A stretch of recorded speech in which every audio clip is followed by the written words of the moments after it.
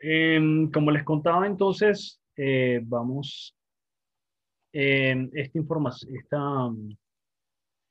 esta charla tiene como objetivo, bueno, conocer un poco sobre lo que podemos hacer en inteligencia artificial y voy a comenzar simplemente resumiendo qué es inteligencia artificial. Inteligencia artificial son toda una serie de técnicas que tratan o tienen como objetivo imitar el comportamiento humano.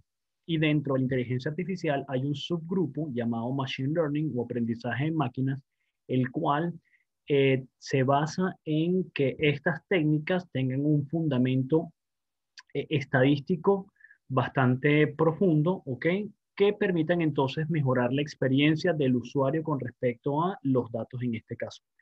Es importante resaltar que en estos momentos, hablando ya en el 2020, se habla de que hay una disciplina adicional llamado Deep Learning, el cual es un subgrupo de técnicas que se enfoca principalmente en el uso de redes neuronales, las cuales se puede considerar que inicialmente es simplemente un algoritmo en el cual se ha desarrollado una rama bastante interesante y que en estos momentos se analiza de forma independiente como son el Deep Learning.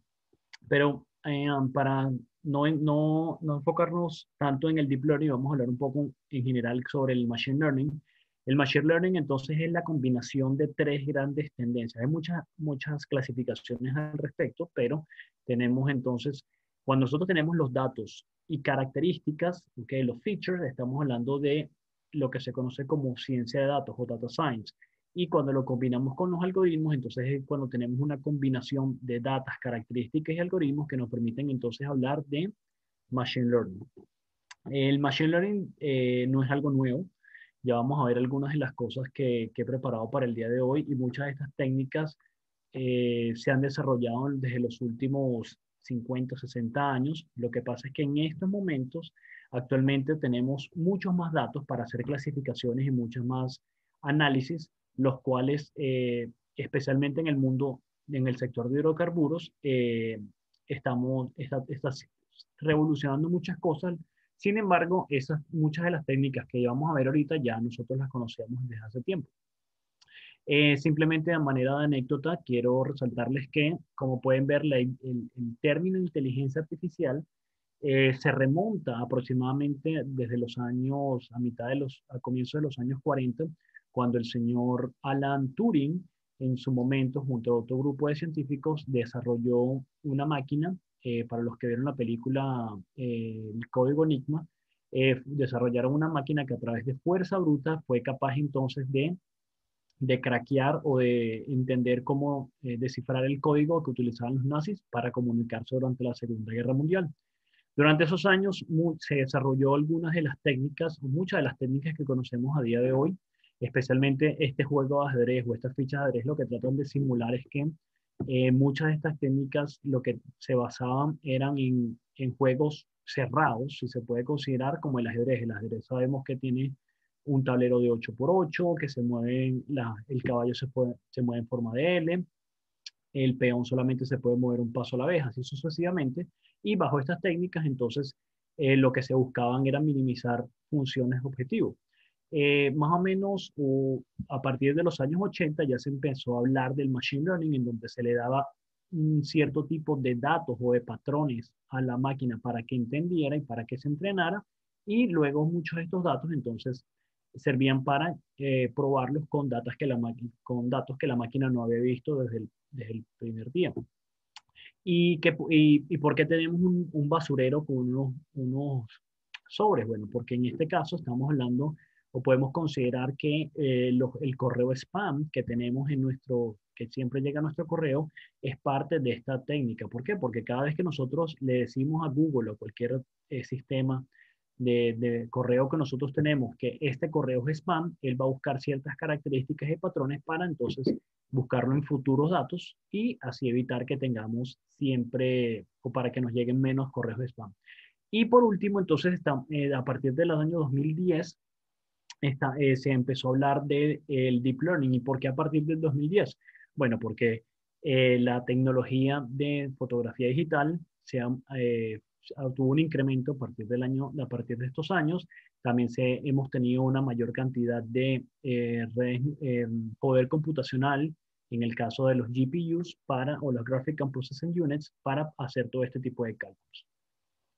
Entonces, en general, podemos entender como la inteligencia artificial como esa evolución que tenemos los seres humanos y que en estos momentos, hasta este momento estaríamos interactuando a través de un dispositivo tipo un celular con una pantalla en estos momentos. Sin embargo, en los años futuros, ya compañías importantes como el caso de Apple está a punto de lanzar los famosos Apple Glasses, así como ya también lo hizo Google en su momento, en donde vamos a tener algún tipo de realidad aumentada y dentro de poco estaremos hablando de tal vez controlar algún otro tipo de dispositivos externos a nuestro cuerpo o biónicos como a través de nuestro cerebro y para los que no crean o no estén al tanto. Por ejemplo, hay una compañía de Elon Musk llamado Neuralink que ya hasta hace poco, las semanas atrás, mostró los primeros avances donde conectaron algún tipo de electrodos a los cerebros de unos cerdos y podían registrar la capacidad eléctrica en el cerebro de algunos de estos mamíferos. Y bueno, el objetivo siempre será entonces tener algún tipo de conexión en tiempo real en una nueva especie o una evolución del Internet que conocemos ahorita. Pero entonces podemos resumir que la inteligencia artificial se define como el desarrollo de sistemas informáticos capaces de realizar tareas que normalmente requieren inteligencia humana como la percepción visual, el reconocimiento de la voz, toma de decisiones, traducción de idiomas o interpretación de registros eléctricos, interpretación de fases, interpretación de sísmica en general. Entonces, esto es lo que apunta todo lo que conocemos a día de hoy en la inteligencia artificial. Y como hablábamos entonces, hay un subgrupo dentro de la inteligencia artificial enfocada a las técnicas o los algoritmos de Machine Learning, en los cuales uno expone a los algoritmos a una serie de datos. Y mientras mayor sea la cantidad de datos que nosotros podemos exponer a nuestros algoritmos, entonces los algoritmos van a ser más eficientes y van a tratar de replicar mejor nuestro comportamiento de la tarea específica que nosotros quisiéramos hacerla trabajar. Siempre me gusta presentar esta quote, frase del señor Tom Mitchell del Carnegie Mellon, donde dice que una computadora se dice que aprende de la experiencia E con respecto a alguna clase de tarea T y se mide su desempeño a través de P. ¿Ok? Recuerden, E, T y P. Y su desempeño, ¿ok? Al momento de realizar la tarea T, se mide, que la cual es medida por P, mejora la experiencia de. A pesar de que esto puede sonar como un trabalenguas, en general lo que tiene como objetivo es entonces decirnos que mientras a más cantidad de datos nosotros podemos exponer a nuestros registros, a nuestros algoritmos, mejores van a ser. Entonces, vamos a hablar un poco de esto durante la charla de hoy. Como un mapa mental, quiero que vean que hablar de Machine Learning en este momento, ¿ok? Estamos hablando de muchos algoritmos y muchas cosas que están saliendo continuamente. Hay que mantenerse bastante adelantado o al día de muchos de estos algoritmos, pero pues se pueden resumir en, digamos, tres grandes o cinco grupos. Cuando estamos hablando del Machine Learning clásico, este se divide principalmente en aprendizaje supervisado. Y cuando hablamos del lenguaje supervisado, podemos hablar de hacer algún tipo de regresión. La típica regresión que nosotros podemos hacer si tenemos unos datos de porosidad y permeabilidad, por ejemplo. Entonces podemos hacer una regresión lineal, una regresión polinómica. ¿Okay? Cuando estamos hablando de clasificación supervisada o aprendizaje supervisado, estamos hablando también de una clasificación donde la etiqueta, nosotros ya le decimos al algoritmo a qué grupo pertenece cada uno de nuestros valores, cada punto en nuestro set de datos va a pertenecer a pozos con hidrocarburo, pozos con gas, pozos con agua o rocas de tipo lutita, arena, limestone, cualquiera. Y, por ejemplo, alguno de los algoritmos más conocidos de los que vamos a ver el día de hoy puede ser el algoritmo de KNN, que es K-Nearest Neighborhood, o Support Vector Machine, como se conoce el SVM. Del otro lado, cuando no tenemos o no sabemos a qué grupo pertenece cada uno de nuestros set de datos, y nosotros como usuarios somos los que les vamos a decir al algoritmo en cuántos grupos quieren que nos separen nuestros datos, estamos hablando de las técnicas de clustering. Y estas técnicas de clustering, una de las más conocidas, por supuesto, es el K-means, donde nosotros como usuarios le vamos a ver en cuántos grupos vamos a dividir nuestros datos. También podemos hacer con clasificación no supervisada, tratar de buscar patrones, hacer algún tipo de reducción de dimensionalidad. Espero hoy poder ver por encimita algunos de esto de reducción de dimensionalidad. Recuerden que en general nuestros datos son multidimensionales, que no voy a entrar en detalle, pero vivimos en un mundo multidimensional y algunas de estas características entonces hay que llevarlas o abstraerlas para llevarlas a nuestro mundo virtual o nuestro mundo de casi tres dimensiones que vivimos en el día a día. En general, entonces quiero que sepan que también hay otro set de algoritmos de redes de machine learning, como son las redes neuronales, que la más simple son las de tipo perceptron. Y bueno, hay autoencoders, generative adversarial networks, que en estas son aquellas que son las que producen los deepfakes, que permiten cambiar las caras de la gente, pueden generar contenido que puede confundir a cualquier persona, etcétera.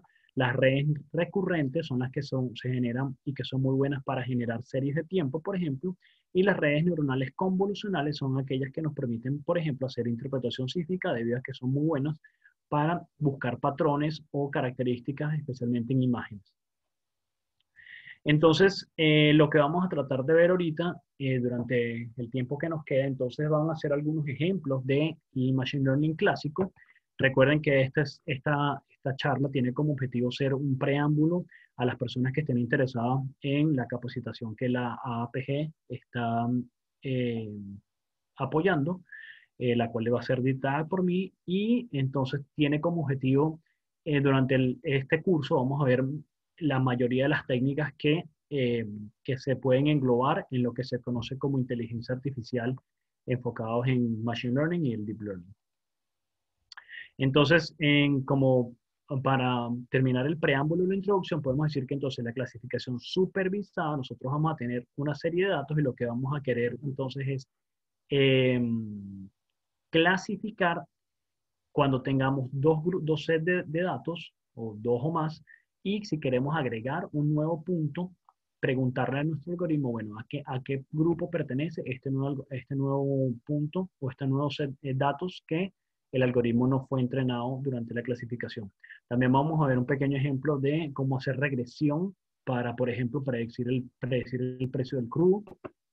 Y vamos a hacer algunas características o algunos ejemplos de clasificación no supervisada para hacer agrupamientos o clustering para facies, reducción de dimensionalidad utilizando PSA o análisis de componentes principales, y así sucesivamente. ¿Ok? Entonces, ya entrando en materia, ustedes dirán, bueno, pero actualmente esto de Machine Learning suena bastante complicado y está en todos lados. Bueno, como mencionaba, el Machine Learning ya tiene mucho tiempo en nosotros, pero el nombre de Machine Learning se ha puesto popular en los últimos años, como mencioné, especialmente por la cantidad de datos disponibles que tenemos, pero le voy a poner un pequeño ejemplo. Si nosotros tenemos estos 5 tipos o muestras, ¿okay? Tenemos 4 muestras donde tenemos la información completa y tenemos una que está incompleta. ¿Qué quiere decir esto? Por ejemplo, si nos dicen que hay 4 muestras donde 2 de las cuales tienen textura suave y tienen baja porosidad, nosotros le decimos o etiquetamos este tipo de roca como tipo de roca lutítico. En cambio, cuando la porosidad es alta y la textura es rugosa, también hay una etiqueta que le asignamos y le decimos que esto es de tipo arena.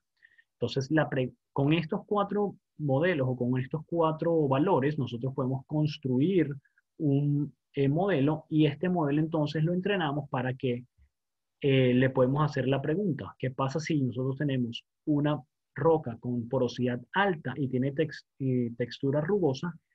¿qué etiqueta crees que le pertenece? Y el algoritmo entonces va a hacer simplemente, o como lo podemos entender, es que le asignamos en un eje textura y el otro eje porosidad, y entonces podemos concluir que baja porosidad y textura suave corresponde a las lutitas, mientras que alta porosidad y textura rugosa pertenece a las arenas. Entonces, respondiendo a la pregunta del modelo, entonces esto quiere decir que nuestra roca es de tipo arena. Entonces, ¿qué podemos entender como el modelo de Machine Learning? Entonces, es un modelo de aprendizaje que uno construye para hacerle preguntas y respuestas sobre algún tipo de tarea relacionada que nosotros querramos hacer. Entonces, en este caso, el Machine Learning es utilizada para hacer regresión, clasificación, como mencioné, y vamos a enfocarnos ahorita, especialmente, por ejemplo, cuando hacemos clasificación, que es el primer ejemplo que vamos a ver ahora, entonces vamos a tomar una variable. ¿Okay? En este caso va a ser una clasificación de 2 dimensiones, ¿okay? Donde tenemos un tipo de roca, unas rocas amarillas y unas rocas negras. Entonces, cuando decimos que la clasificación es supervisada, es que tanto las etiquetas que nos dicen que, estos puntos están asociados con los puntos amarillos o negros, ya está dada, ya hubo un intérprete, ya hubo un ingeniero que se tomó el tiempo e hizo esta clasificación. Nosotros entonces construimos este modelo y esta estrella corresponde a un punto en nuestro set de datos que no fue entrenada durante el modelo no fue entrenado con este set de datos, y la pregunta que nosotros le hacemos al modelo es, bueno, ¿a qué grupo pertenece? La estrella pertenece al grupo de los puntos amarillos o de los puntos negros? Entonces, en este caso, ese es el caso de la clasificación, y en el caso de la regresión, simplemente es cuando tenemos dos variables y nosotros queremos estimar a qué una función que nos permite entonces representar este set de datos o este set de puntos, como lo vemos aquí. Y la regresión puede ser de tipo lineal, cuando simplemente tenemos una línea recta, exponencial, logarítmica o logística. Entonces, vamos a ver dos ejemplos. Primero, de la regresión univariable. Y de nuevo, durante el curso vamos a explorar muchos más de estos detalles sobre aplicaciones de regresión polinomial, exponencial, logística y logarítmica. Entonces, vamos a hacer este ejemplo. En este ejemplo, en líneas generales, ahorita les voy a compartir, o vamos a ver un set de datos que lo busqué por internet, es bastante sencillo, de 11 valores de Darling de 2005. Y tenemos los valores de X y Y. El X corresponde a los valores medidos de porosidad de una roca, ¿ok? Llámese arenisca, llámese lutita. En este caso no tiene ninguna relevancia. Y en el caso del eje Y tenemos entonces la permeabilidad. ¿Qué quiere decir esto? Entonces vamos a entender en detalle qué significa, qué tenemos aquí, porque de aquí en adelante muchos de estos algoritmos son bastante parecidos, y de nuevo, esto es simplemente una introducción donde quiero que vean que se sigue un patrón bastante similar. Entonces aquí tenemos 11 valores, y esos 11 valores, fíjense que tenemos valores de la profundidad, que eso quiere decir que tenemos, o en este caso, Darling tuvo una serie, un core, un núcleo, un corazón, y simplemente se le extrajo o calculó valores de porosidad y permeabilidad en este set de datos. ¿Qué hacemos en inteligencia artificial o en Machine Learning en este caso? Nosotros vamos a tomar un grupo de esos valores. En este caso, si tenemos 11 muestras de roca en nuestro set de datos, vamos a tomar de esas 11, usualmente utilizamos un 80-20%, ¿okay? De esas rocas para hacer entrenamiento, y luego vamos a tomar el restante, que en este caso el 80% del 11 se puede aproximar a 8 muestras, y en este caso podemos decir que el otro 20% se va a tomar para set de pruebas. Entonces, fíjense que en este caso eso es lo que quise representar. Si tenemos 1, 2, 3, 4, n valores, en este caso son 11, yo voy a tomar estos 8 y voy a entrenar mi modelo. Y entonces en este modelo, estas líneas o esta línea de código, simplemente un código de referencia, que es con esa línea de código, utilizando una librería de Python llamado scikit-learn, podemos entrenar nuestro modelo. Entonces, primero lo que se hace es definir el modelo, simplemente asignándole a una variable que yo llamé regre, modelo lineal, y le voy a decir, bueno, de este modelo lineal voy a entrenar mi valor con mi modelo con los valores de X de entrenamiento y Y de entrenamiento. ¿Cuál es el X entrenamiento? Bueno, van a ser estos 8 valores que van a tener un X y un Y. ¿Cuál es el X? Porosidad, el Y va a ser permeabilidad. Y voy a probarlo y luego voy a hacer una predicción. Y simplemente en scikit-learn nosotros podemos hacer una predicción. Vamos a los valores que voy a predecir utilizando el X de prueba. ¿Cuál es el X de prueba? El X test que va a corresponder de estos 3 valores. Solamente voy a tomar cuál va a ser el X y voy a ver cuál va a ser ese Y. Y esos 3 valores correspondientes se van a guardar. Ese vector se va a guardar en esta variable llamada YPred. Y yo puedo comparar con los valores de esta YPred con los valores de YTest para simplemente hacer una matriz de correlación. De nuevo, vamos a verlo en detalle, pero quiero que vean cómo este resumen. Entonces, en este caso, voy a utilizar los valores utilizando estas librerías, que van a ser la librería de pandas, NumPy, Matplotlib. La librería de Matplotlib es la que nos permite graficar, la librería de NumPy nos permite hacer algunos modelamientos o trabajar con algunas funciones más especializadas en Python, así que al igual que pandas, que nos permite trabajar con un data frame, y Seaborn, en este caso creo que no lo voy a utilizar, pero ya es casi que una costumbre siempre importar estas 4 librerías. Para las personas que no están familiarizadas, Python funciona o es un lenguaje bastante versátil, bastante fácil de aprender, y Python tiene algunas características, pero nos permite importar librerías de otras, de ciertas personas que completamente gratis han puesto a disposición. Todas estas han hecho lo que se llama el heavy, el trabajo difícil, y simplemente lo ponen a disposición de toda la comunidad para entonces nosotros podamos aplicarlo. Entonces, aquí está la referencia de este set de datos, ¿ok? Y, por ejemplo, entonces, ¿qué podemos entender? Entonces, de nuevo, si nosotros hacemos la gráfica de porosidad contra permeabilidad, en este caso, recuerden que la permeabilidad lo estoy graficando de una manera logarítmica, se asemeja bastante a una línea recta. Entonces, ¿qué tal si nosotros decimos, bueno, vamos a ver cómo podemos graficar esta línea? Utilizando esta línea de código, ¿ok? De nuevo, si alguien quiere una copia de esta presentación, con mucho gusto se la puedo compartir. Solamente me contactan por LinkedIn.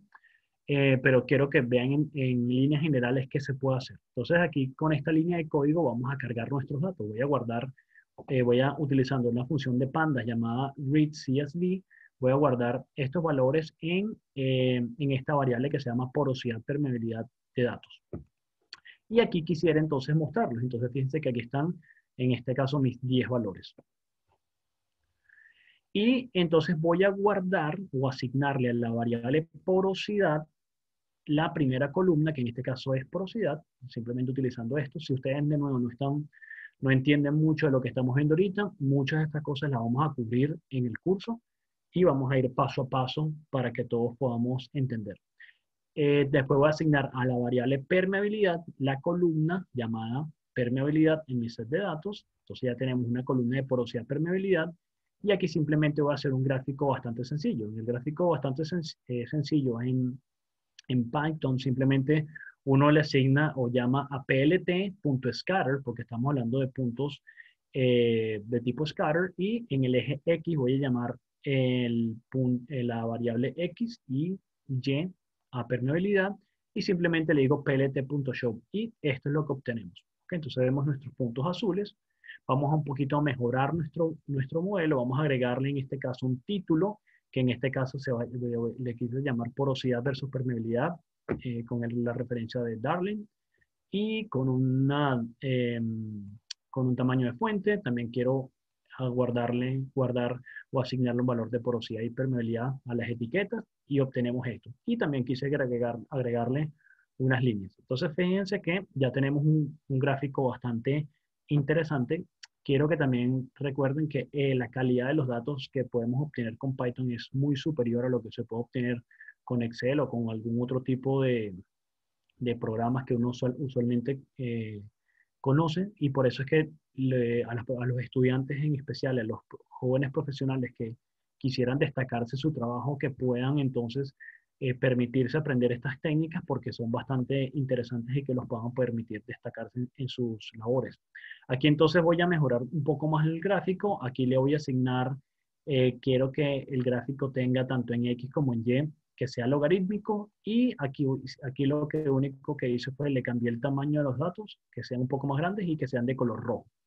Y bueno, entonces, cuando nosotros estamos hablando de regresión lineal, quiero que ustedes vean que simplemente utilizando la función de NumPy polyfit, yo puedo entonces calcular un valor de una pendiente y un intercepto. ¿Y a qué nos referimos con este valor de la pendiente y el intercepto? Recuerden que la ecuación de una línea recta es y es igual a mx más b, donde m es la pendiente y b es el intercepto. Entonces, en este caso, lo que estamos haciendo es, si yo quiero calcular la permeabilidad de mis datos, o en este set de datos, simplemente voy a agarrar el valor de slope o de pendiente que obtuve, voy a multiplicarlo por la porosidad en un punto y le voy a sumar el intercepto.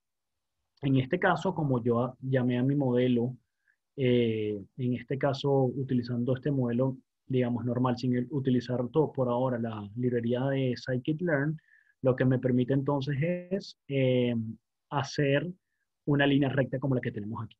¿Ok? Entonces vemos que en especial, esto me llama mucho la atención porque recuerden que nuestros datos en este caso de porosidad permeabilidad, uno de los ejes se visualiza mejor de forma logarítmica, pero quiero que vean entonces que nuestros datos posiblemente están bien representados, pero quiero que vean que lo fácil que es hacer este tipo de representaciones utilizando Python. ¿Y cómo podemos calcular este error? Bueno, podemos calcular el error utilizando una función llamada R2Score y nos dice que nuestra predicción en este set de datos es de aproximadamente 62%. ¿Y qué hacemos con esto? Entonces, de nuevo, antes de ir a la parte más complicada, quiero que vean qué pasa con esto. Nosotros podemos hacer simplemente una clasificación y qué pasa si yo quiero calcular cuál es si yo tengo el valor de porosidad y quiero calcular la permeabilidad. ¿Qué significa esto? Esto es simplemente agarrar el valor de porosidad de 14 y ver dónde se intercepta con mi línea que acabo de hacer la representación lineal, y es simplemente proyectarlo. ¿Okay? Eso ya es Machine Learning, eso ya es hacer Machine Learning utilizando una regresión lineal. Simple, pero ya es Machine Learning. Ya podemos entonces, ahorita vamos a utilizar, o quisiera mostrarles que a pesar de que esto en este set de datos es sencillo, no necesariamente aplica para todos los casos. Y en este caso lo que estoy es cargando un set de datos de un registro eléctrico. Aquí, como pueden ver, una columna en el registro eléctrico es profundidad, otra es densidad, otra es sónico, gamma ray, y hay una etiqueta de fases. Este set de datos, entonces, ¿qué pasa si yo agarro y quiero visualizarlos? Entonces, en Python también es muy sencillo. Durante el curso vamos en detalle para que todos y cada uno podamos evaluar y podamos generar un resultado de este estilo, donde, por ejemplo, en este caso, en mi primera columna estoy graficando en el eje X el valor de la densidad y el valor de la profundidad, y entonces voy a tener el valor de densidad, sónico, gamma ray y de fases. Entonces fíjense que en este valor, en esta gráfica de las fases, yo lo que tengo es una etiqueta de valores asociada al comportamiento de cada una de las curvas. Entonces fíjense que esto puede parecer sencillo en el caso que nosotros tengamos eh, la curva de gamma ray. ¿A qué me refiero? En el caso de la curva de gamma ray, nosotros durante la universidad o cuando analizamos o cuando aprendemos ¿Cuál es el comportamiento de gamma ray? Sabemos que un gamma ray bajo mayoritariamente está asociado con rocas de tipo arenisca o de tipo carbonático. Y cuando tenemos alto gamma ray, usualmente tenemos altas rocas con alto contenido de shale. Entonces fíjense que en este caso, los picos en el gamma ray están asociados a esta litofacie roja, ¿ok? Puede ser azul, verde, pero en este caso está asociado a una litofacie de este color. Y esto puede ser bastante sencillo, pero ¿qué pasa? Que imagínense que aquí, ya cuando tenemos múltiples dimensiones en este set de datos, o sea, múltiples variables, como pueden ser cada uno de estos registros, entonces hacer un registro de este tipo puede resultar bastante complicado, sobre todo por las limitaciones de pensamiento que nosotros tenemos en nuestra cabeza, porque bueno, lo podemos hacer para un registro, pero imagínense que tengamos entonces cientos de set de datos y recuerden que mientras más cantidad de datos nosotros tengamos, nuestro conocimiento especialmente del subsuelo va a ser mucho mejor. Entonces, basado en esto, una de las cosas que también vemos en el curso y que en general me queda, espero que le quede como experiencia al momento de trabajar con Machine Learning, especialmente es que hay que hacer una, un análisis de los datos antes de hacer cualquier tipo y entender qué es lo que estamos asociando. Fíjense que en esta matriz es lo que se conoce como la matriz de correlación, donde tenemos cada una de las variables correlacionadas con cada una de las otras. La matriz en este caso es 1, o sea, una correlación de 100% cuando tenemos la misma, porque en la diagonal, debido a que estamos correlacionando la misma variable con ella misma. Sin embargo, podemos analizar otro tipo, podemos evidenciar algún tipo de correlaciones importantes, como por ejemplo en el caso de, tenemos la variable de densidad que tiene una correlación alta, negativa, pero alta, con, por ejemplo, densidad. ¿Qué quiere decir esto? Bueno, especialmente que la variable recuerden que para la velocidad de onda P, que es el inverso al sónico o al dt, es la raíz cuadrada de lambda más 2 mu dividido por la densidad. Y la densidad, entonces la tenemos aquí en este caso. Entonces, fíjense que eh, a pesar de que dos variables pueden estar altamente correlacionadas, la correlación puede ser negativa, ¿ok? Y adicionalmente, si uno tiene muchas variables, pero no necesariamente muchas variables significan que tengamos un mejor resultado, porque muchas variables usualmente entonces lo que me puede estar dando es que hay algún fenómeno llamado overfitting, que overfitting es que estamos agregándole muchas más variables al modelo y está perdiendo lo que se conoce eh,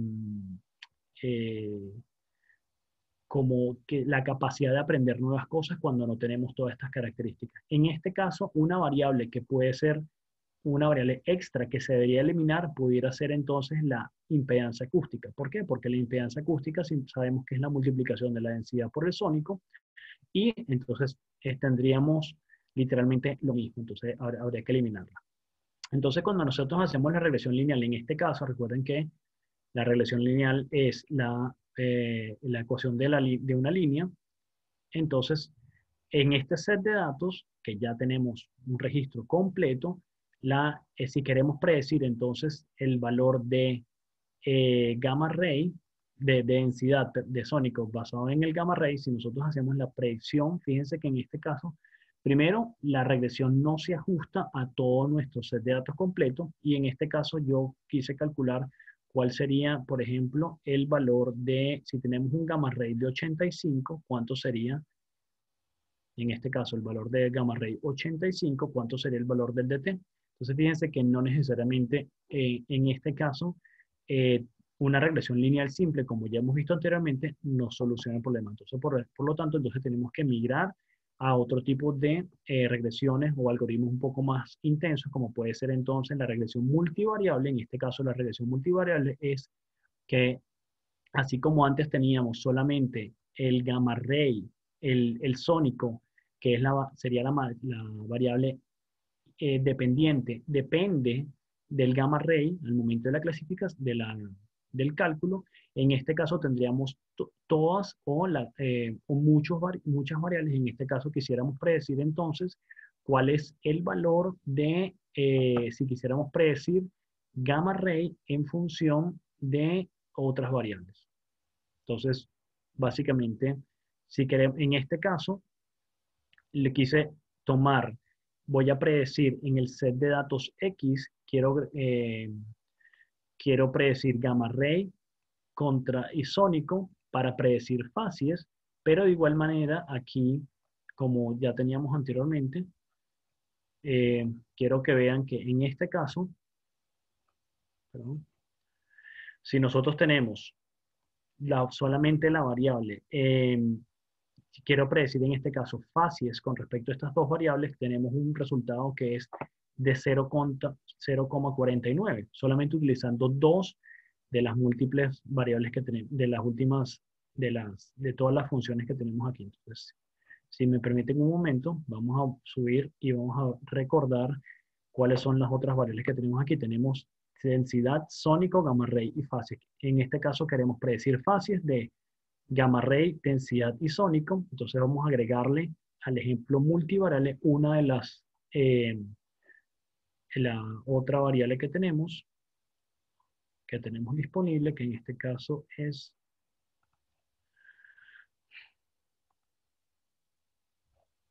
vamos a agregarle rob.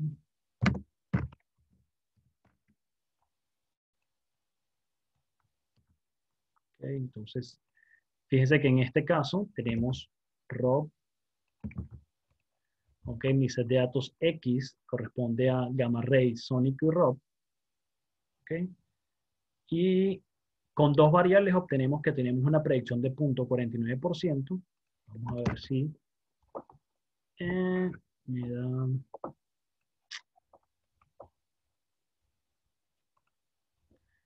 En este caso, déjame ver qué me estoy... son las cosas que pasan en tiempo real. Importar. Me falta importar la librería, importandas, pd. Y en este caso, entonces, fíjense que aumentamos la predicción un poco. Vamos a hacer que esto sea round, que me dé solamente los primeros dos valores. Que sean 3.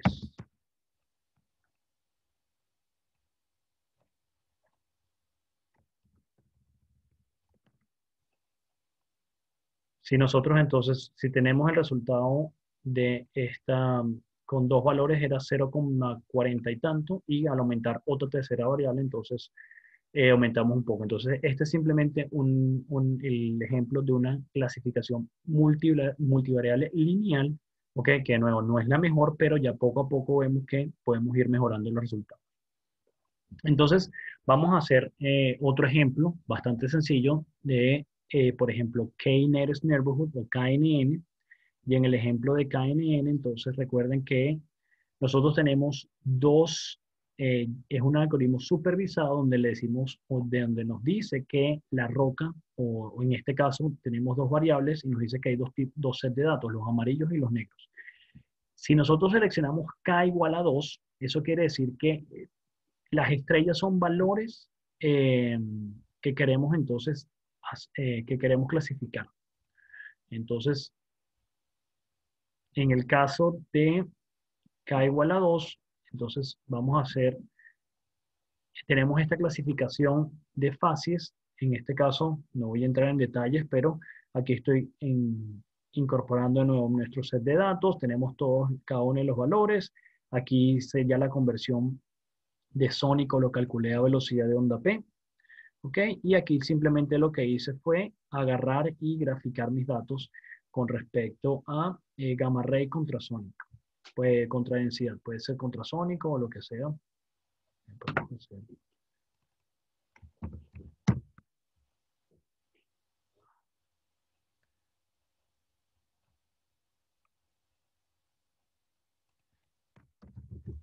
Por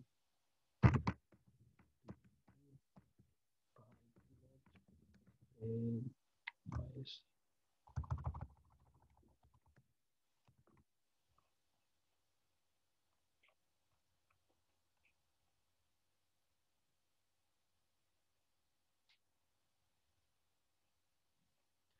A ver. Es que aquí simplemente, sí, aquí no tengo definido cuál es el otro. Vamos a dejarlo. Gamma ray contra Sonic, listo. Ok, y entonces en este caso vamos a hacer el análisis y aquí lo que estamos haciendo es el algoritmo, visualizamos la fase y si hacemos una predicción de cuáles son las fases a través de este algoritmo, vemos que obtenemos un resultado bastante similar, sin embargo no es el más exacto, pero ¿qué podemos hacer con esto? Nosotros podemos tener este modelo y incorporar un nuevo pozo que tenga los mismos registros y entonces podemos utilizar este modelo para hacer una clasificación y poder entonces, sin tener nuestros resultados, que mis resultados tengan una etiqueta, podemos entonces hacer una clasificación de fases basado en este modelo que tenemos aquí. Vamos a ver entonces otro algoritmo muy conocido en clasificación que se llama K-means, que es un algoritmo donde utilizamos etiquetas no es necesario tener etiquetas, por eso se considera un algoritmo no supervisado, en donde nosotros como usuarios somos los que vamos a definir en cuántos grupos vamos a separar nuestro modelo. Aquí les tengo entonces un modelo bastante sencillo. Entonces, por ejemplo, se llama blobs. ¿Ok? Entonces aquí tenemos 4 set de datos. ¿Qué tal si en vez de 4 yo puedo seleccionar aquí y seleccionar que me haga 2 grupos? Recuerden que nosotros podemos asignar entonces que en el eje X pudiera ser la longitud horizontal de un pozo y en el eje Y tenemos la recuperación estimada o el EUR de cada uno de los pozos, pero nosotros podemos identificar claramente que aquí hay 2 sets de datos. Vamos a volver a nuestro caso de 4, pero lo que queremos es que el algoritmo o el algoritmo sea capaz de agrupar estos grupos, valga la redundancia, y para eso lo que va a tomar es la distancia, va a calcular la distancia entre cada uno de los centroides, en este caso que vamos a ver más adelante, van a ser el centro de cada uno de nuestros grupos y va a medir la distancia y el objetivo es minimizar la distancia entre cada uno de estos grupos con respecto a cada uno de los de puntos de nuestras observaciones de los sets de datos. Entonces, en este caso, fíjense que, recuerden que aquí tenemos, un momento, que como me tocó reiniciar el computador.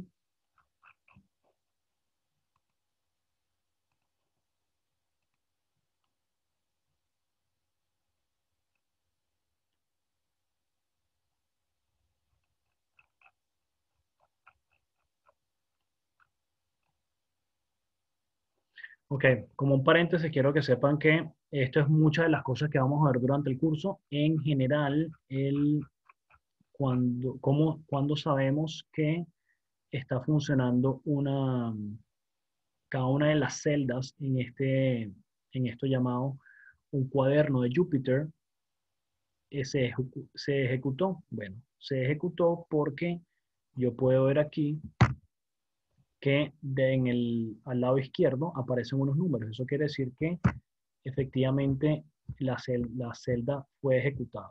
Entonces, simplemente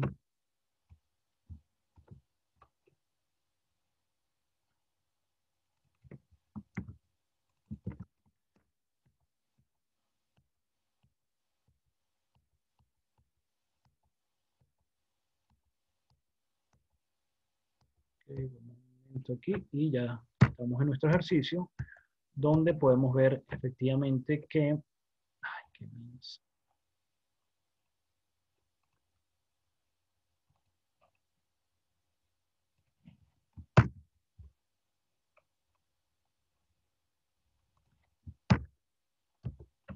entonces aquí sí vemos que tenemos 4 grupos y estos 4 grupos entonces lo que me está representando es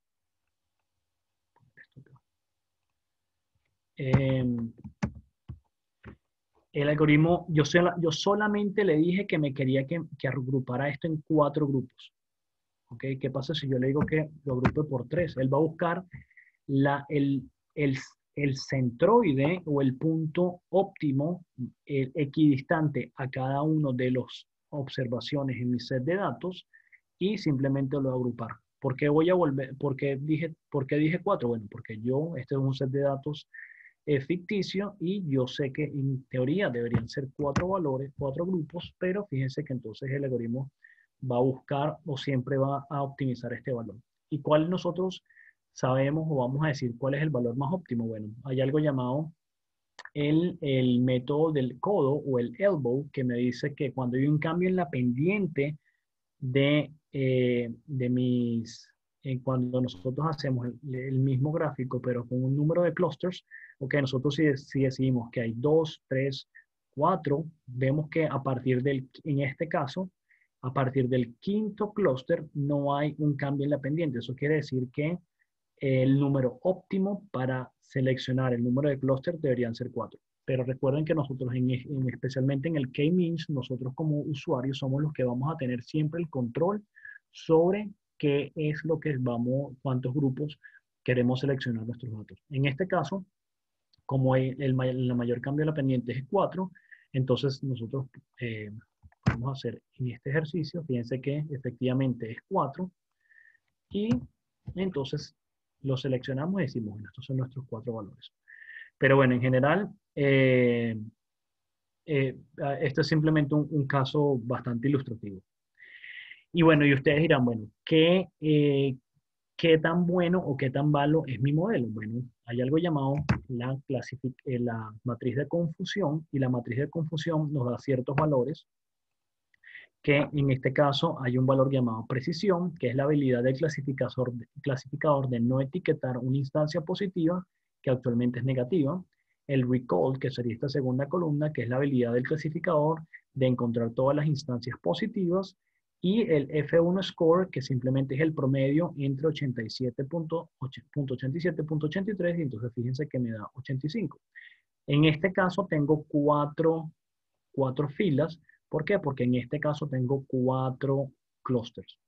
Entonces, recuerden que esta es una manera de cuantificar qué tan bien o qué tan mal está mi modelo. En general, tenemos el F1 score, y entonces nosotros tenemos el accuracy. En general, eso quiere decir que mi modelo tiene una predicción o hizo una predicción de 0.88, o sea, el 88% de valores correctos.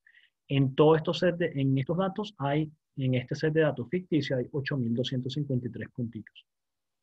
Y en general, ¿cómo podemos aplicar esto a hacer clasificación de fases, por ejemplo? Entonces, aquí les dejo como referencia una ilustración o un resultado de una persona, ¿ok? Que aquí se los dejo, que hizo una clasificación para todos, utilizando muchos de los modelos de Machine Learning que conocemos actualmente, como pueden ser el Support Vector Machine, proceso gaussiano, clasificación de tipo Random Forest, redes neuronales, KNN, que fue lo que vimos anteriormente, árboles de decisión y regresión logística. Y fíjense que durante el curso vemos más en detalle, pero quiero que vean que esta es la clasificación de fases original para un pozo que una persona, o digamos un intérprete profesional hizo, y cada uno de estos son las clasificaciones resultantes para cada uno de estos modelos, de estos algoritmos. Fíjense que son bastante buenos. Por supuesto, hay algunas que son mejores que otras, pero lo que quiero que vean es que en este momento podemos confiar y podemos ver, y el objetivo, o como yo lo veo, nuestra ciencia se va a enfocar principalmente en poder entender cómo funcionan estos algoritmos para poder interactuar y mejorar matemáticamente o haciendo unas mejoras en los algoritmos cada uno de estos datos. Entonces, de nuevo, quiero que vean que muchos de estos algoritmos, por supuesto, hay unos que son mejores que otros, pero tienen un muy buen resultado. Sin embargo, y también quiero que se lleven esto como mensaje, según esta persona quien hizo este trabajo, los algoritmos de Support Vector Machine, redes neuronales y KNN muestran el mejor rendimiento en los datos de prueba. Sin embargo, eh, cuando se trata de examinar los resultados, o sea, en el pozo ciego, en el blind test, el rendimiento de todos estos modelos decae. No sé si se me olvidó mencionarles, pero en este caso se utilizaron 9 pozos, donde cada uno de los pozos se tenían 5 registros eléctricos. Y aquí es donde viene la parte interesante, y de nuevo, de esta charla quiero que se lleven muchas cosas, pero una de las principales es que quiero que comparen el ejemplo de datos son datos, pero en el caso de, de la comparación de porosidad permeabilidad, a pesar de que puede ser algo costoso calcular cada uno de estos valores de porosidad contra permeabilidad, es un número que no es nada exorbitante, pero una de las recomendaciones que nosotros pudiéramos hacer es, en el caso de la clasificación de facies, es, por ejemplo, queremos más datos, pero más datos en este caso estamos hablando de perforar un pozo, y un pozo, digamos, puede estar en el orden del, vamos a hacer un número redondo, $1.000.000. Entonces, cada uno de 9 pozos o 9, en este caso, pensándolo desde el punto de vista de ciencia de datos, son 9 pozos que simplemente son 9 muestras. Y 9 muestras no es nada representativo. Sin embargo, si nosotros quisiéramos tener 100, 1000, 2000 datos en un mundo infinito de valores, por supuesto, tampoco es lo más cercano, pero ya nos estamos acercando a un número más representativo. Sin embargo, recuerden que, y por eso es que quiero que tengan en cuenta, que cuánto puede costar un pozo. Un pozo puede costar 1 millón, puede costar $5 millones, que es mucho dinero. Entonces, estas son las cosas que tenemos que tener en cuenta al momento de hacer este tipo de aplicaciones, y no solamente está la parte matemática y la parte interesante y bonita de hacer todo este tipo de análisis de datos, sino que recuerden que estos datos en nuestro mundo son valores muy, eh, muy que tienen un, un valor y un costo adicional que tal vez en otras, para la gente que se dedica a hacer análisis de datos con datos de redes sociales, puede ser menos costoso. Y de nuevo, ya se me está acabando el tiempo y simplemente quiero mostrarles algo de Support Vector Machine. En Support Vector Machine simplemente tenemos una clasificación donde en este caso el objetivo es separar eh, las, las cruces rojas con las cruces verdes, pero en este caso pues, podemos, o lo que le pedimos al algoritmo es que haga algún tipo de división, y en este caso los dejo con, les voy a dejar la referencia de este algoritmo o este ejemplo que lo hizo una persona de Indonesia llamado Epo Kusuma, donde en este caso tiene como objetivo dividir o hacer o preguntar al algoritmo cuál es la mejor manera de dividir o hacer separaciones entre, digamos, para no atarnos a ningún tipo de característica en específico, pero simplemente los puntos amarillos, los puntos azules y los puntos morados. Y aquí rápidamente voy a hacer una predicción que hice de el precio de hidrocarburos. Ok, tenemos valores desde el año 83 hasta un poquito después desde el 86 hasta un poquito después de la caída en negativo de este año. Y en este caso, todo esto lo explico en detalle durante el curso, pero quiero que vean entonces que esta es una clasificación utilizando una regresión lineal, ¿ok? La serie morada. Y fíjense que la serie morada, los algoritmos no pueden predecir cosas que no se han visto en el pasado. Y por eso es que me llama mucho la atención, y es bastante representativo este caso, porque no se habían visto valores negativos de hidrocarburos. Entonces, por eso es que el algoritmo no trata de replicarlo el comportamiento de años pasados, pero fíjense que aquí hay un cambio bastante interesante. Entonces vamos a verlo en detalle, que esta es la diferencia, donde hasta el año 2000, hasta comienzos de 2000, la diferencia eran de menos de $10 que en la representación o el análisis, la regresión que podía hacer el forecast que podía hacer el algoritmo con respecto a la regresión lineal. Y en este caso voy a hacer la clasificación utilizando otro algoritmo llamado árboles de decisión, donde voy a ver un poco más en detalle. Entonces, fíjense que en este caso también el algoritmo principalmente tiene un comportamiento, se parece más a la realidad en líneas generales, tiene menos diferencia con los valores reales, pero de nuevo, no, nadie veía en detalle o nadie podía predecir esos valores negativos. Entonces, bueno, también lo que más vamos a ver en el curso, vamos a ver cómo podemos hacer reducción de dimensionalidad, debido a que nosotros como seres humanos podemos literalmente plantear todo en un mundo bidimensional, que puede ser una pantalla, cuando podemos hacer representación de 3 dimensiones, pero cuando ya tenemos más de 3, 4 dimensiones, tenemos que hacer algún tipo de reducción de dimensionalidad, que utilizamos los análisis de componentes principales, y en este caso, este análisis de componentes principales es una representación que en este caso, si nosotros sumamos este 41.36, es un caso irreal, pero para que vean, si nosotros decimos que el primer componente principal representa el 41.36% de los datos y el componente principal 2 representa el punto 30, eso quiere decir que estos dos componentes principales representan casi el 70 y 100% de mis datos. No es el 100% de los datos, porque el 100% sería un mundo eh, multidimensional que no podemos representar.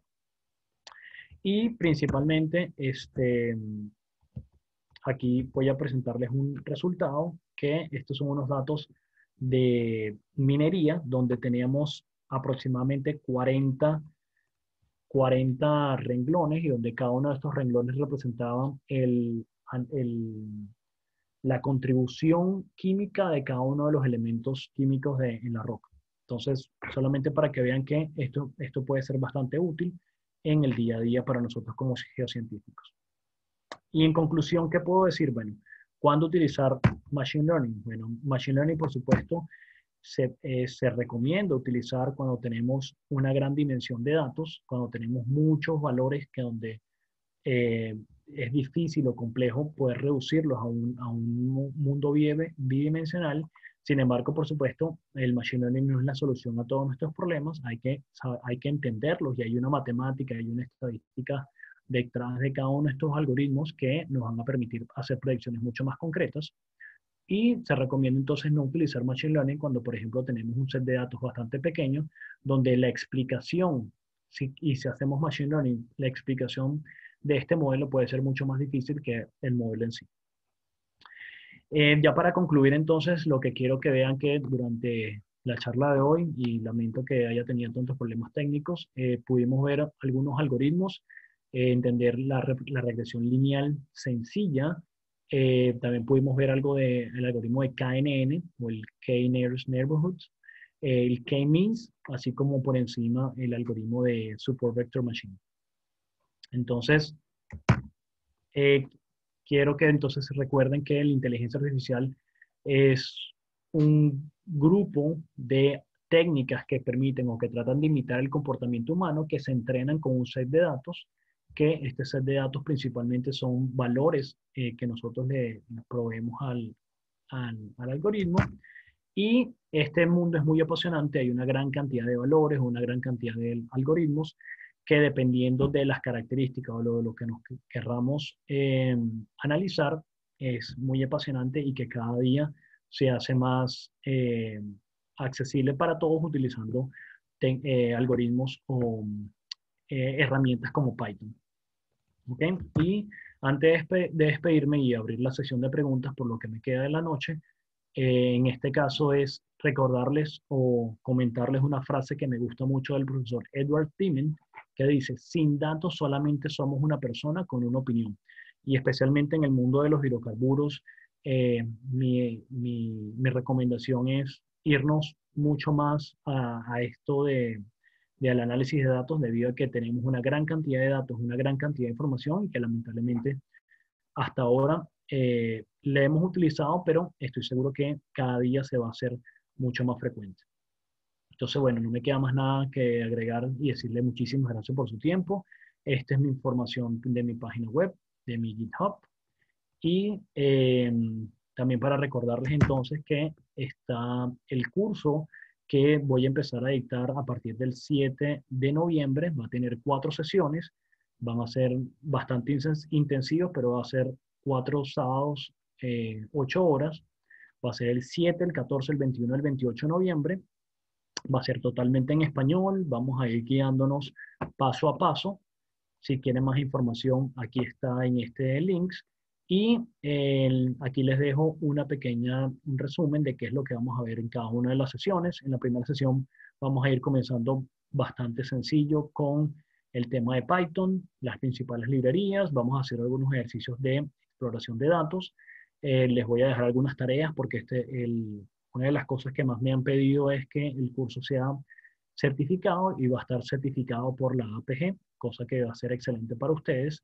En la siguiente sesión vamos a ya hablar de aplicación de Python realmente en geociencia. Vamos a ver cómo visualizar un undícula Ricker, cómo podemos visualizar registros eléctricos.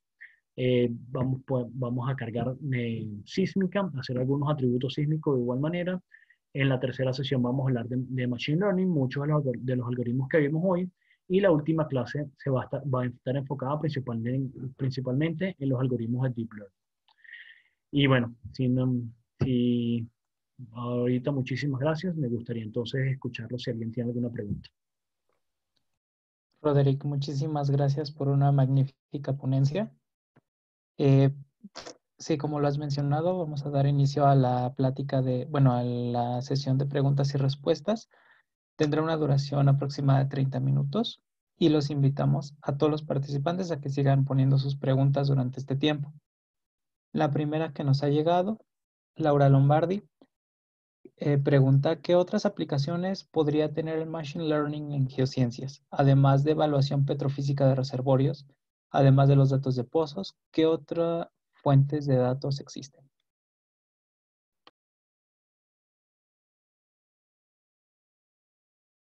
Tienes tu micrófono apagado. La respuesta, Laura, es en todos sitios, en todos lados que tengamos conocimiento, que tengamos datos, podemos hacer algún tipo de predicción, análisis.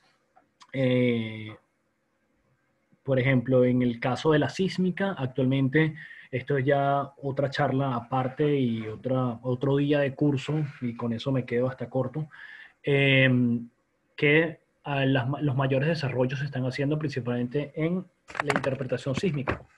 Entonces, actualmente le estamos diciendo, utilizando pues, algoritmos de tipo de convolución, deep learning o algoritmos de tipo de redes neuronales convolucionales, se están haciendo los mayores avances en interpretación sísmica como tal. Interpretación de fallas, interpretación de horizontes. Y simplemente te puedo decir que uno interpretando una línea sísmica, ya uno puede extrapolar todo esa interpretación a todo un volumen. Entonces, de nuevo, es muy apasionante y se puede hacer de todo, todo lo que se hagan datos. Por ejemplo, estoy asesorando a un grupo de muchachos de ingeniería de petróleos que están utilizando sensores en las bombas de producción, y estos sensores tienen sensor de presión, sensor de eléctrico, sensor de vibración, con el objetivo de predecir cuándo la bomba va a fallar. Y de nuevo, esto va un poquito más de las geociencias, pero recuerda que la geociencia es un negocio, y estamos hablando del negocio del oil and gas business. ¿Qué tal si tú pudieras predecir cuándo tu bomba electrosumergible o la bomba que tienes en el subsuelo va a fallar, para que de esa manera tú puedas hacer algún tipo de correctivo y no perder producción? Y hay algo llamado la diferida, que es el tiempo o la producción que tú estás perdiendo por ese tipo de detalles. Entonces, de nuevo, al final de todo esto estamos hablando de un negocio, y este tipo de análisis se puede extrapolar a cualquier aspecto en el mundo del hidrocarburo. Espero haber contestado su respuesta, Laura. Bueno, y voy a leer la siguiente pregunta. Me dice Felipe Vargas. Dice, buenas tardes, muchas gracias por la charla. Una pregunta, ¿qué tanto depende el Machine Learning de la calidad de los datos? 100%. Vamos a ver. Esto pensando en zonas estructuralmente complejas de thrusting o rifting, o la interpretación automática de fallas en donde aún no se ven ejemplos 100% efectivos. Felipe, por supuesto que no se ven, y bueno, muchísimas gracias por tu pregunta. Estoy de acuerdo que no se ven ejemplos 100% efectivos, pero no hay que, qué pena lo que voy a decir, pero no le podemos pedir peras al olmo en el sentido de que yo muchas de las cosas que he hecho y este tipo de cursos que estoy promocionando se lo compartí o lo hice a un equipo de Pemex y simplemente no sé cuántos años tiene Felipe, pero por ejemplo, Felipe, un equipo de interpretación sísmica de Pemex, en un ejemplo que de nuevo no voy a compartir ahorita, pero a un equipo de Pemex le tardaba cerca de un año a 10 personas hacer una interpretación sísmica. ¿Ok? Digamos, uno dice, bueno, es que el algoritmo no me está dando el 100% de mis datos. Y también quiero que lo vean de nuevo desde el punto de vista de futuro y de economía. Estamos hablando de un algoritmo que en 5 minutos te puede hacer una interpretación. No es perfecta, pero te eliminas a 10 personas, te eliminas a 10 trabajadores y además que solamente yo como jefe, yo quisiera entonces, en vez de contratar a 10 personas, yo solamente quiero que Felipe Vargas sea la persona que tal vez simplemente con apretar un botón a la primera, el algoritmo no lo va a hacer perfecto, pero que poco a poco lo vaya a ir mejorando. Entonces quiero que lo veas desde ese punto de vista de que no es que el algoritmo no funciona, sino es que a donde vamos desde el punto de vista de economía de escala. Y adicionalmente, eh, tengo entendido que, y solamente quiero, no voy a mencionar nombres, pero recuerden lo que les mencioné. Mientras mayor sea la cantidad de datos que el algoritmo pueda ver, mejor se va a hacer.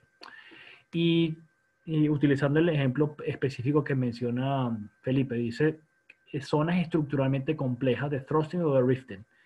¿Qué tal si yo solamente entrené a mi algoritmo con un modelo porque ese era el único que yo tenía?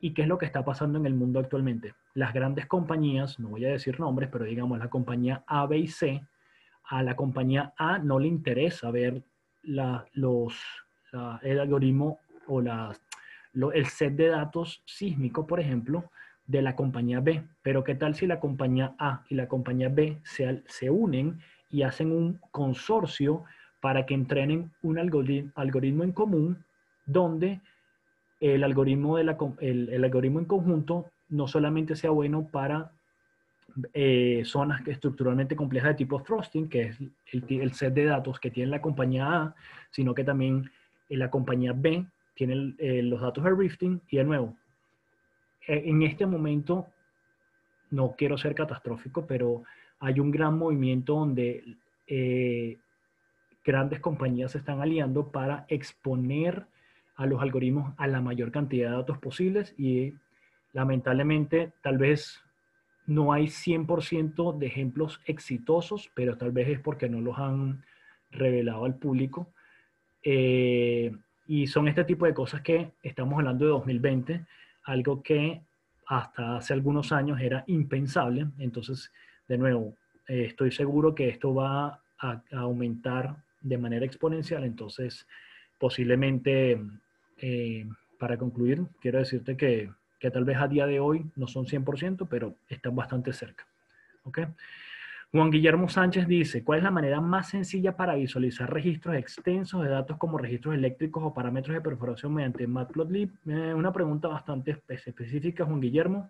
Si quieres me preguntas por LinkedIn y te puedo decir, pero cuando me dices algoritmos o registros extensos, simplemente utilizando X contra Y y hacer algún tipo de correlación, pero una de las cosas, y tal vez para las personas que no entiendan, y para entender un poco lo que está preguntando Juan Guillermo, usualmente esto es lo bonito de saber programar. ¿Por qué? Porque uno en estos momentos, tal vez uno se casa con un programa, no, de nuevo, no voy a decir nombres, pero si uno aprende a utilizar un programa de la compañía tal y la compañía tal solamente permite explorar o solamente permite desplegar los pozos de esa manera. Si uno sabe programar, si uno sabe, como pregunta Juan Guillermo, Matplotlib, algún tipo o algo, otras librerías, uno pudiera hacer representaciones de set de datos multidimensionales utilizando hasta creando sus propias visualizaciones y uno tiene esa libertad de poder analizar cosas. Entonces, para simplemente responderle a Juan Guillermo, puede ser un caso específico, me lo puedes preguntar por mensaje directo, pero creo que es para cada caso, de nuevo, dependiendo cuando, no sé qué tanto dices, qué extensos, pero también para decirles, cuando en Python es muy bueno para hacer ciertas cosas, pero también tiene sus limitaciones, pero no sé si lo que menciona Juan Guillermo es si es la cantidad de datos. También hay otras librerías como Dask, que lo que te permiten entonces es conectarse a una base de datos virtual y hacer algún tipo de características bastante interesantes para hacer visualizaciones mucho más extensas utilizando otro tipo de librerías. Pero de nuevo, Guillermo, si te queda alguna duda, espero haberte respondido, pero me puedes contactar después. En términos de selección de parámetros de perforación para campos de Machine, eh, términos de selección de parámetros de perforación para campos de Machine Learning tendré campo. Si la pregunta, puedo tomar la pregunta de manera separada y por supuesto que sí, en verdad hay compañías que se dedican a eso, se dedican a saber qué es lo que está haciendo el vecino. Eh, Imagínate que tengas un set de datos donde tenemos 1000 pozos en un área y yo tengo 10 pozos y mis pozos están produciendo 10 barriles, en cambio Juan Guillermo tiene otros 10 pozos que están colindantes con los míos y de repente los datos de Juan Guillermo producen, o los pozos producen 100 veces más. Entonces, análisis de parámetros multivariables, hacer algún tipo de correlaciones, clustering, por supuesto, es súper valioso porque el objetivo es qué es lo que estás haciendo tú, que yo pudiera copiar o que yo pudiera visualizar para hacer ese tipo de análisis. Entonces, este es el día a día de muchas compañías donde en mi caso particular trabajé para Transform, que se convirtió en Drilling Info y actualmente Drilling Info se llama Emberus y es donde ponerle sentido a los datos es parte del negocio. Iván Iporre dice, ¿se puede utilizar la técnica de gradiente descendente para la interpretación sísmica? Sí y no. Sí, en el caso de que sí se utiliza porque el gradiente descendente es una forma de optimización para reducir, para minimizar la función objetivo. ¿Ok? Pero cuando dices exactamente para hacer interpretación sísmica, no necesariamente, ¿por qué? Porque el gradiente descendente se utiliza simplemente para reducir la función objetivo o de los errores y específicamente la pregunta sería, Iván, cómo funciona el gradiente descendente para minimizar el error cuando se hacen, en este caso, el algoritmo específico son las redes neuronales convolucionales. Entonces, sí se utilizan o es una de las técnicas que se utiliza para hacer interpretación sísmica. ¿Por qué interpretación sísmica? Porque no es la interpretación sísmica clásica que uno pudiera hacer de simplemente hacer clic, clic, clic, clic o hacer un interpolación de un horizonte siguiendo amplitudes, sino que estamos hablando de visualizar de que el algoritmo no solamente esté pendiente de una sección o una amplitud en específica de una ondícula, sino una visualización en general de cómo es el comportamiento a nivel de píxeles, ni siquiera a nivel de ondícula, sino a nivel de píxeles y bueno, pero sí se utiliza de esa manera. A ver, aquí hay más preguntas, creo. A ver. A partir de ese momento podemos abrir qué otras aplicaciones podría haber. Eduardo pregunta qué otras aplicaciones podrían haber de programación en Python y Machine Learning para geología estructural y la prospección minera. Eduardo, muchísimas gracias a ti por la pregunta. Hay muchas aplicaciones, sobre todo te puedo recomendar y esto es lo bonito, en verdad, quiero que vean que a ver, déjame recordar el nombre de esta persona, cuando Eduardo pregunta una aplicación de programación para geología estructural, no lo tengo en mente, Eduardo, si me puedes contactar después, hay un proyecto de unas personas como Eduardo, como Kevin, como cualquiera aquí, que están trabajando en hacer modelado estructural utilizando Python principalmente. Es una librería especial y Y, y sí, es totalmente gratis, es totalmente sencilla, es un proyecto colaborativo, o sea que si alguien está buscando un tema de tesis también se puede utilizar. Entonces, específicamente para, para Machine Learning no está tan enfocado, pero según lo último que revisé, esta gente lo que está haciendo es, por ejemplo, cuando un modelado estructural y, por ejemplo, predecir cuál es la ocurrencia de algún tipo de falla o la ocurrencia de que puedas conseguir ese reflector o esa capa específica en cierta profundidad, etc.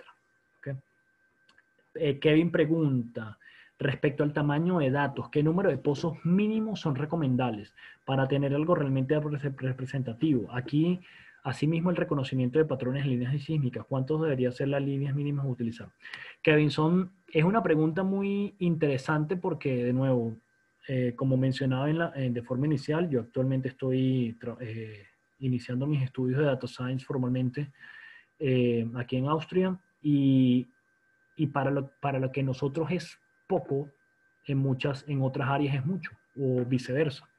Entonces, en un set de datos, yo que soy ingeniero geofísico de profesión, cuando uno quería hacer interpretación sísmica, cuando queríamos hacer inversión sísmica, por supuesto, mientras mayor cantidad de datos se tengas, es mejor, pero aunque sea uno, es lo mínimo.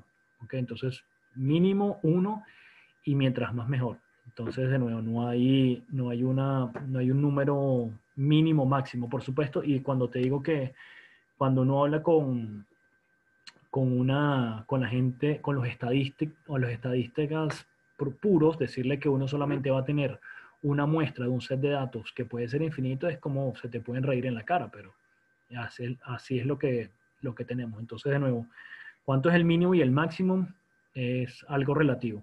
Y lo único que hay que tener claro es que, por supuesto, vamos a obtener un resultado, pero, por supuesto, el error va a ser mucho mayor y que recuerden que esto no solamente son punticos y colores en una pantalla, tiene un sentido bastante más profundo, entonces eso es lo importante que quiero que tengan en cuenta. Al igual que en las líneas sísmicas, de nuevo, aunque sea una y mientras más mejor, no hay un número mínimo.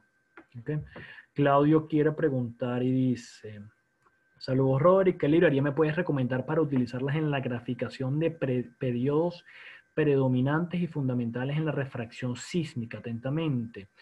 Te puedo recomendar, ¿no? Creo que Matplotlib con eso, con lo que me acabas de mencionar es algo básico, lo único que sí hay que, a ver, si te vas a la librería o la página formal o la página de Matplotlib, hay una gran cantidad de ejemplos que te pueden servir de manera digamos, de inspiración o de base para entonces poder hacer algún tipo de análisis o de replicar algún tipo de plot, pero en verdad creo que con los que tenemos en Matplotlib son suficientes. Hay otras librerías que ya van más de la parte de visualización, como pueden ser D3, que es ya meterse con Java y meterse con otros lenguajes de programación que pueden ser un poco más complicados en el sentido de que se salen del área de experticia de lo que estamos hablando aquí. Pero yo creo que mi recomendación es que vayas a la página de Matplotlib y veas los ejemplos que están ahí, cuál te pudiera servir. ¿Okay? Chicos del IPG, Marcelo, no sé si hay alguien más. Por aquí Hay una pregunta más de se José puede Villón. aplicar se puede aplicar a la mineralogía óptica. José, no sé a qué te refieres, pero si te refieres, por ejemplo, a mineralogía óptica, a mí lo que he tratado de hacer es, por ejemplo, hacer algún tipo, de nuevo, esto va un poquito más allá de lo que vimos hoy, que sería la parte de reconocimiento de secciones o interpretación de secciones finas utilizando redes neuronales, que uno puede hacer algún tipo de detección automática por ejemplo, de una sección fina y que una vez el algoritmo sepa cuáles son los cuarzos, cuáles son los feldespatos y que pueda hacer todo ese tipo de cosas. Entonces, de nuevo, creo que la pregunta, muchachos, y ya cerrando con la charla de hoy, es que no es qué es lo que puedo hacer, sino tengo los datos cómo me planteé el problema y cómo utilizo estas técnicas para resolver estos datos. Entonces, de nuevo, así como Python es un lenguaje de programación muy versátil, que literalmente lo puedo hacer todo, ¿ok? El único problema es cómo planteamos el problema. Que si en el caso específico de Python, y no quiero entrar en discusiones aquí, pero en el caso específico de Python es, así como cualquier lenguaje, que sí lo puedo hacer, sí. Si lo hacen más fácil, mejor que otros lenguajes, ese ya es otro tema de discusión. Pero en general, el Machine Learning es lo que quiero que vean es que tenemos un set de datos, separamos este set de datos entre los datos de entrenamiento y los datos de prueba, y con los datos de entrenamiento entreno un modelo, lo pruebo con el set de prueba y efectivamente veo qué tan bien o qué tan mal se comporta.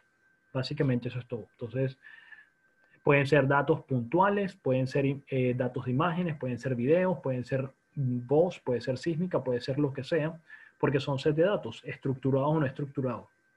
Pero en general, quiero que se lleven esto de reflexión y espero que en las próximas, sean ustedes en los próximos años que los que estén aquí, que la IPG le dé la oportunidad, como me lo están abriendo a mí, para compartirles mi conocimiento.